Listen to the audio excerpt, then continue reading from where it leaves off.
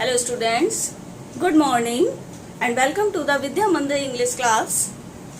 Today you will read the first chapter, The Summer of the Beautiful White Horse. This is the first chapter of supplementary. In this chapter, more character. First character is Aram, the writer himself, and Murad, his cousin. Aram is 9-year-old and Arak is 13-year-old. These two boys are belonged Garo-Ghelinian tribes. This tribes is known about their honesty and belief. Arak, also his cousin, Uncle Khosrow, his uncle, and a farmer Fetwazian, Mr. Khosrow, his another uncle, और the barber है इसमें, the barber, and Dikran Halibian's grapes field है, a farmer John Byro, and Aram's mother, a robin bird. इतने लोग जो हैं इस story में जिन्होंने की वर्क किया है. स्टोरी जो स्टार्ट होती है वो होती है एरम के रूम से. एरम जो है वो रात को सोया हुआ है और सुबह के 4 बजे हुए हैं. तभी मुराद अचानक से खिड़की पर आता है और एरम को आवाज लगाता है. एरम जागता है और मुराद को देखता है. मुराद जो है वो एक वाइट घोड़े पर चढ़ा हुआ है और एरम को जगाने की कोशिश करता है. और एरम जब जाग जाता है, एरम कहता है कि इतनी सुबह तुम यहाँ क्यों आए हो और तुम ये घोड़ा कहाँ से ले आए हो? क्या तुमने इसको चोरी किया है? तो मुराद कहता है कि तुम्हें इस बात से अभी कोई मतलब नहीं है. क्या तुम्हें घुड़सवारी करनी है? अगर घुड़सवारी करनी है तो मेरे साथ चलो. तो एरम कहता है कि ठीक है, थोड़ा सा तो रुको, मुझे तैयार तो हो जाने दो, मुझे कपड़े तो पहन लेने दो. वो कहता है ठीक है, तुम कपड़े पहनो और जल्दी से बाहर आ जाओ जिससे कि कोई बाहर व्यक्ति जग ना जाए. ठीक है. तो एरम कपड़े पहनने लगता है. मुराद जो है वो एक सनकी व्यक्तियों में से एक माना जाता है. सनकी जानते हो ना, सनकी व्यक्तियों में से एक माना जाता है. और दूसरी चीज, जब ये दोनों चल देते हैं एरम और मुराद, एरम के मन में अभी भी बात वही है कि ये घोड़ा उसके पास कहाँ से आया है. तो मुराद कहता है तुम अब इससे अभी मतलब मत रखो, अभी तुम मेरे साथ घुड़सवारी अगर करनी है तो मेरे साथ चलो. एरम का तो दिली इच्छा थी कि उसे घुड़सवारी वह सीख ले, घुड़सवारी वो करे, इसलिए वो मुराद के साथ चल देता है. एरम जो है वह बड़ा मनी मन खुश है कि चलो उसे घुड़सवारी करने को मिलेगी. दोनों एक साथ चल रहे हैं. थोड़ी दूर जाने के बाद मुराद कहता है कि तुम नीचे उतरो. एरम कहता है क्यों?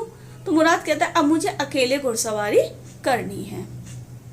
तो एरम कहता है मुझे भी बाद में घुड़सवारी करनी होगी. उन्होंने ठीक है, तुम बाद में करना, लेकिन पहले मैं घुड़सवारी कर लेता हूँ.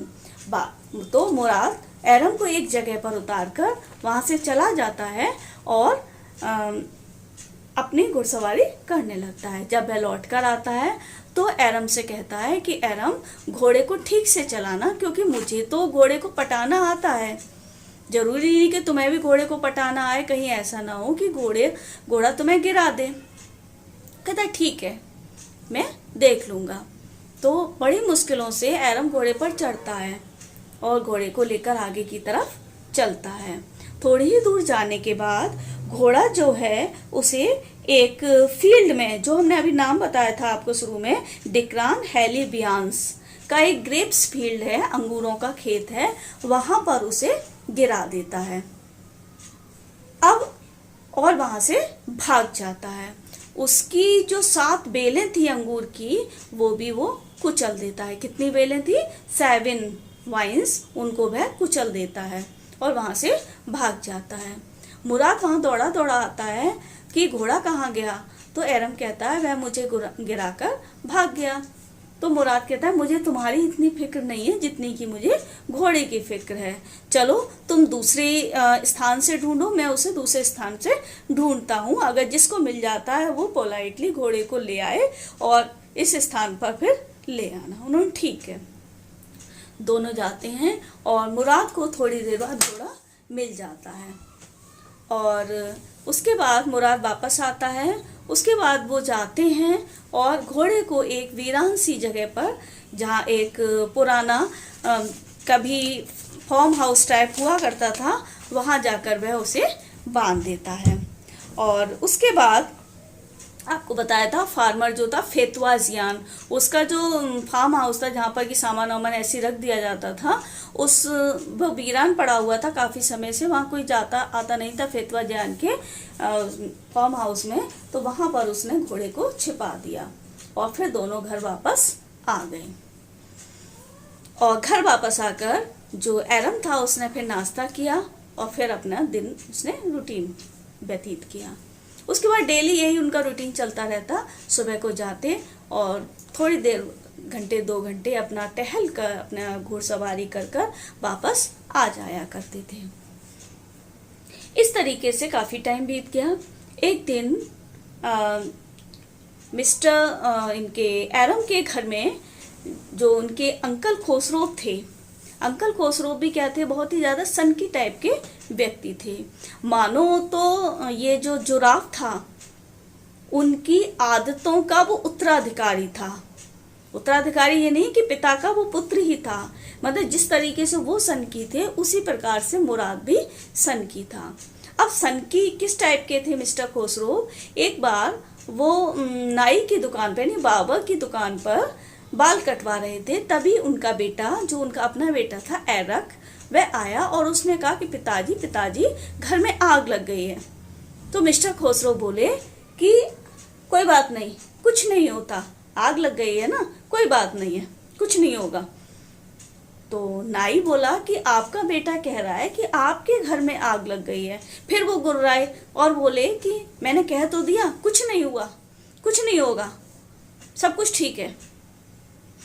तो इस तरीके के वो सनकी टाइप के व्यक्ति थे, यानी हमेशा वो कूल रहते थे और हमेशा कितनी भी बड़ी आफत आ जाए लेकिन वो हमेशा यही कहते थे कुछ नहीं हुआ, सब कुछ ठीक है। खैर आगे चलते हैं। एक बार मिस्टर खोसरोव जो थे वो बैठे हुए थे, उसी समय उनके घर में एक फार्मर जिनका नाम था जॉन वायरो आए और जॉन वायरो ने बातचीत की मिस्टर खोसरोव से। किसान थे वो और उनके घर में आने वाले अतिथि थे मिस्टर खोसरोव के यहाँ।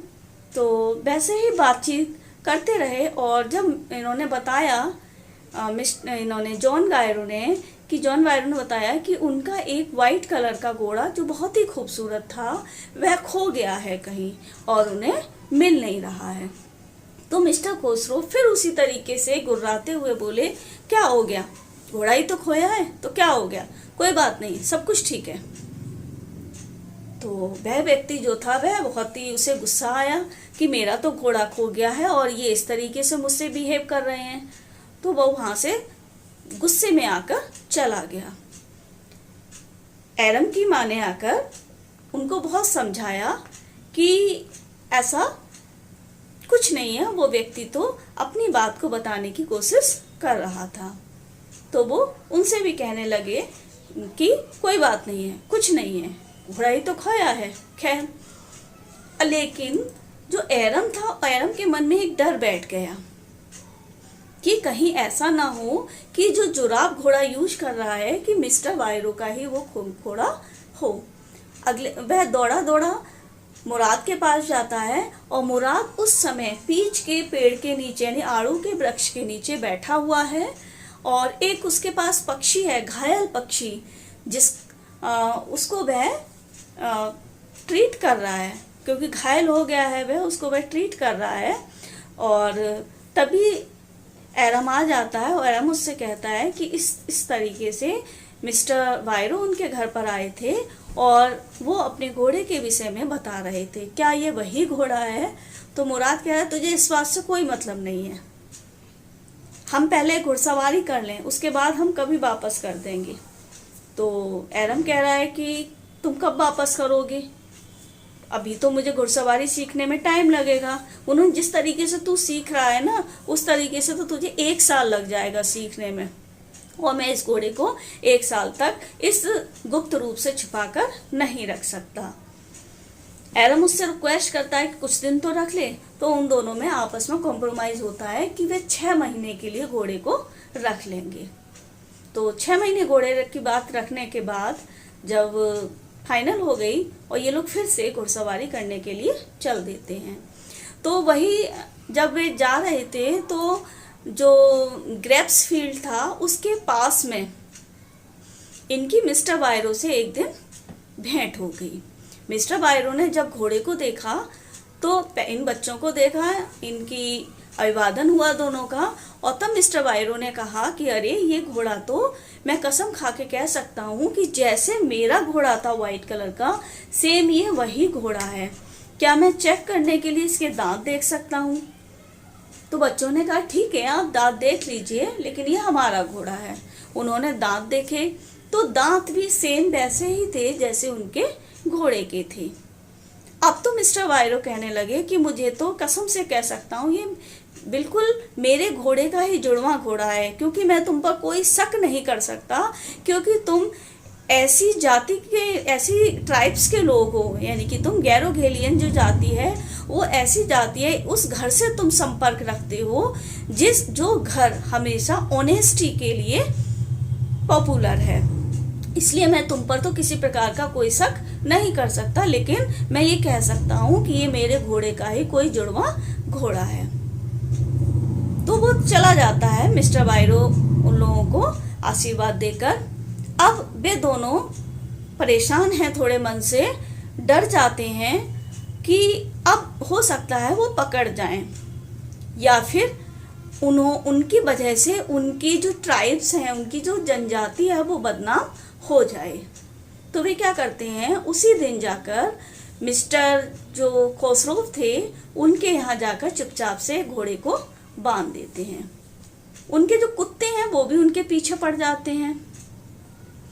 एरम धीरे से कहता है कि कुत्ते, लेकिन जोराब कहता है कि मुझे कुत्तों को भी टैकल करना आता है, इसलिए तुम डरो मत। लेकिन कुत्ते कुछ उनसे बोले नहीं और वे वापस अपने घर पर चले आते हैं। तो इस प्रकार से दोनों एरम और जोराब की ये कहानी थी। और गैरोगेलियन जो जाति थी वो जाति हमेशा पॉपुलर किसके लिए थी? ऑनेस्टी और बिलीफ के लिए पॉपुलर थी। तो क्वेश्चन यहाँ पे ये बनता है कि उन दोनों ने, एरम ने और मुराद ने, उस घोड़े को वापस मिस्टर खोसरोव के घर पर क्यों रख दिया? क्या वो डर गए थे या उन्हें अपनी ट्राइब्स की पॉपुलैरिटी का ख्याल आ गया था? इससे रिलेटेड आप क्या लिख सकते हैं, आप लिखेंगे। और इसकी जो पीडीएफ है चैप्टर की वो हम डिस्क्रिप्शन बॉक्स में डाल देंगे, आप उससे फिर से चैप्टर को एक बार पढ़ लीजिए। इसके अलावा आपको कोई अगर कहीं प्रॉब्लम आती है तो आप पूछ लेना। इसके क्वेश्चन आंसर भी आपको हम डिस्क्रिप्शन बॉक्स में डाल देंगे, उससे डिस्क्रिप्शन बॉक्स से आप लेकर क्वेश्चन आंसर को अपनी कॉपियों पर नोट डाउन कर लीजिए और उससे आप याद करिए। और वीडियो अच्छा लगा है आपको तो लाइक ज़रूर करें, चैनल को सब्सक्राइब करें, नोटिफिकेशन बेल भी ऑन कर दीजिए जिससे कि आपके पास नोटिफिकेशन पहुँचे। शेयर करना ना भूलें। वीडियो को हमेशा एक दूसरे को शेयर किया कीजिए जिससे कि दूसरे बच्चे भी वीडियोस का फ़ायदा उठा सकें। Thank you.